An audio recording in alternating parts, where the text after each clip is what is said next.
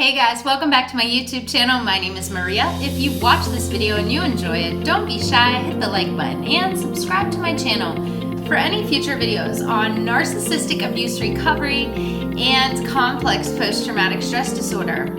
Happy Thanksgiving week, everyone. Just had a wonderful Thanksgiving dinner with a couple girlfriends, and I wanted to make this video for you today. This video is going to be on scapegoats in therapy.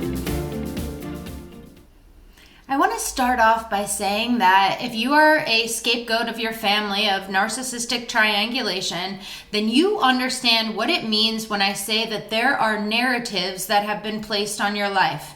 And by narratives, I mean ones that other people placed on you and ones that you placed on yourself, such as if you were given the silent treatment that may have caused you as a child to think, what's wrong with me that people aren't speaking to me? If things were swept under the rug and you just didn't get a clear vision on, or if your parents were emotionally unavailable, there were a lot of questions that were unanswered. And you, being the child, not having those clear questions answered, created answers yourself, and this caused you to think that there was either something wrong with you, or that you weren't good enough, you weren't smart enough, you weren't enough in general. And then there are those narratives that have been placed on your life and on your identity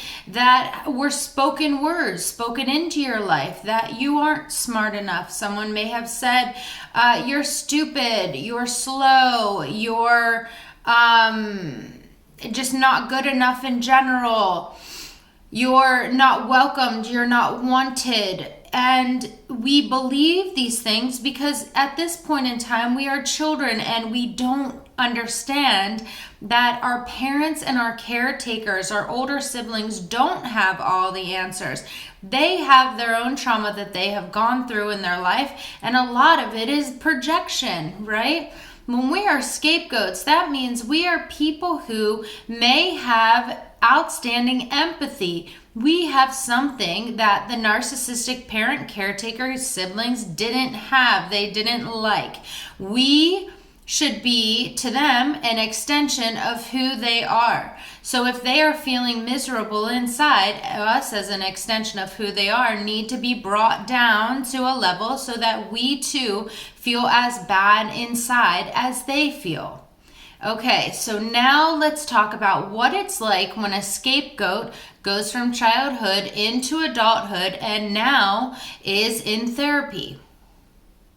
So in 1980, PTSD was put into the Book of Diagnostics, the DSM, which is what any psychiatrist is going to look for when diagnosing one of their patients. So in 1980, PTSD was put into the DSM.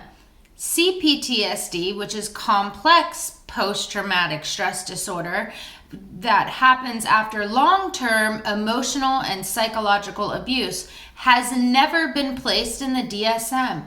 There are a lot of people out there that are really questioning as to why this has not happened yet. And at this point in time, believe it or not, in the year 2022, the after effects of long-term emotional and psychological abuse have not been put into the DSM and categorized as something that is actually a solid evidence that this affects the brain, okay? Even though we have things like self-abandonment or people-pleasing, negative inner critic, emotional flashbacks, or feeling as if we are back in a point in time when we were abused, and then we get triggered and we feel those emotions in the present day. The vicious inner critic. There are so many things that come along with complex post-traumatic stress disorder that we feel after long-term emotional abuse. But unfortunately, because it is not in the DSM, when someone who was a scapegoat of triangulation goes into and enters into therapy as an adult, this complex post-traumatic stress disorder is not something that is brought up. So what we do have is we do have disorders like obsessive compulsive disorder, bipolar 1 disorder, bipolar 2 disorder, borderline personality disorder, schizophrenia. There are so many different things that are in the DSM that when we go into therapy and we show symptoms of a negative inner critic, ruminating thoughts, a lot of times we are labeled as, maybe in that case, someone who has obsessive compulsive disorder, obsessive thoughts, ruminating thoughts. This is also a characteristic of someone who has been through long-term emotional abuse. We may have manic episodes or reactive abuse. We may have an amygdala in our limbic system that is so activated and we are constantly working out of our emotions, and our hippocampus in our limbic system is shut down because of the long-term emotional abuse. So we work out of emotions and we don't work out of logic. This may come across as someone who is manic. Someone who is manic could be labeled as someone who has bipolar 2 disorder, or in some very drastic cases, bipolar 1 disorder.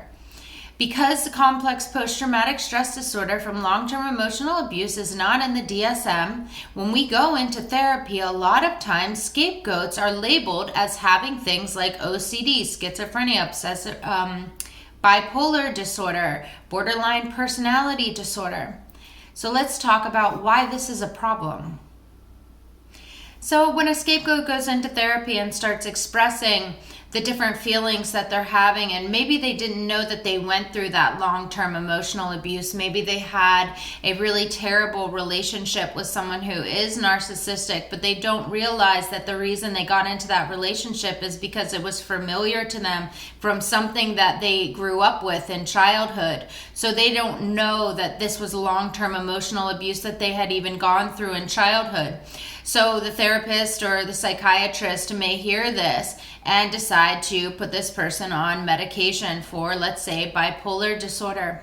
What happens in these cases is that the medication suppresses your emotions. They suppress your feelings so that you don't feel so intensely, so that you're able to go through life kind of without being triggered or, emotionally stimulated. You're able to deal with more because your feelings are being suppressed. The problem with this is that when we go through long-term emotional abuse, we need to feel our feelings to be able to process them and move them through our body.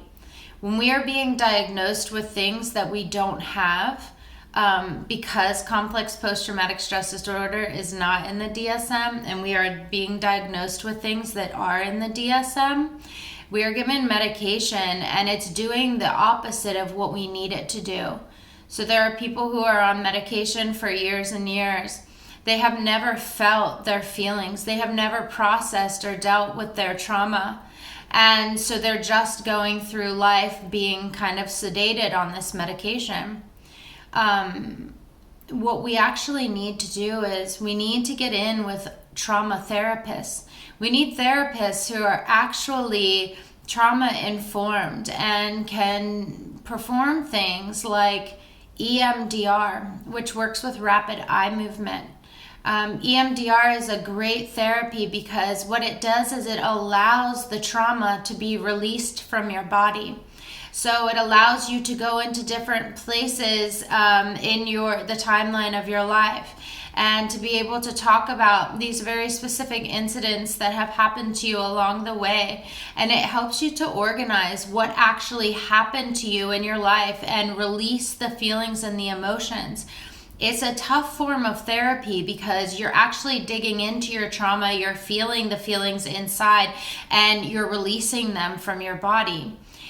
There's also something that came out in 2003 that we call brain spotting. This also deals with your eye movement, and it allows the trauma to just literally leave your body leave your brain in a pathway. Brain spotting is an incredible form of trauma therapy. I have done brain spotting many times, and you just start talking about a topic, and all of a sudden your eye is in a certain place, but you start talking about a topic, and you could be going on, and you just feel the trauma being released from your body. Now, how different is this from being in talk therapy with someone where you're just talking about what happened to you and you're being diagnosed with medication to suppress those feelings? Like, we're talking about two completely different things, suppressing emotions, and we're talking about releasing trauma.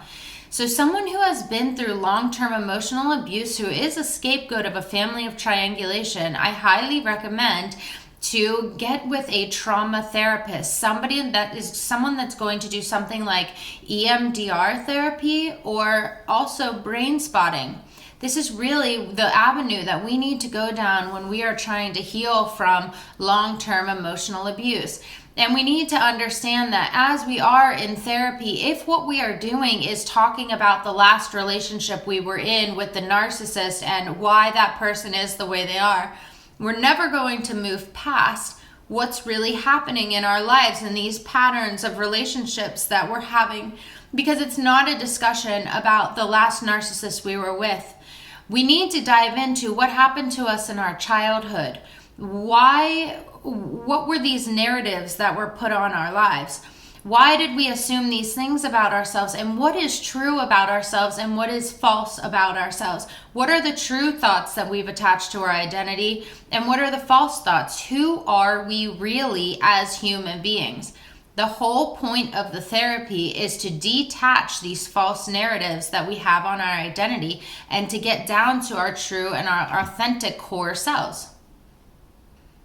The point of going through any sort of therapy after long-term emotional abuse is really to have freedom from these ruminating thoughts, freedom from these compulsive thoughts, to have peace in our lives, to be able to allow people to come to us without us people-pleasing or forcing relationships to happen.